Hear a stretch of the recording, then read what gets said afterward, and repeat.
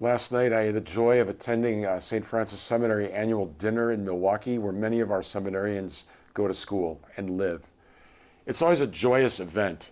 St. Francis has 80 seminarians. Last night, there were probably 1,600 people at this dinner, all gathered to support the vocation of priesthood. I'm grateful to Father Jared Holzhoder, who is our current vocations director, and has taken on, in addition to his pastoring, the guidance of our seminarians in the promotion of vocations to the priesthood.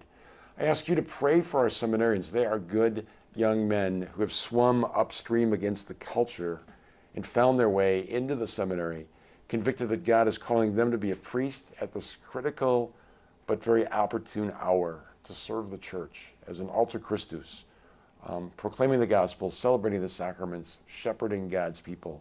Please pray for them, and please pray that God raise up many young men to embrace the priesthood here in our diocese. Pray for our young women, that they too will discover their vocation, either in religious life or marriage, service in the church. That every young person discover what it is that God has called them to do.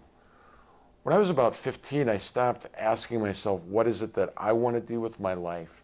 And I started asking God the question, God, what do you want to do with my life? A very different question that led to a very different answer. Obviously, the Lord called me to the priesthood.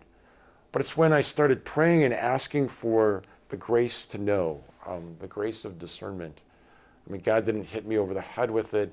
He didn't write it in the sky, but gradually He put it on my heart and confirmed it through the people in my life. And so we just pray that every young person ask in prayer that same question, God, what is it that you want me to do?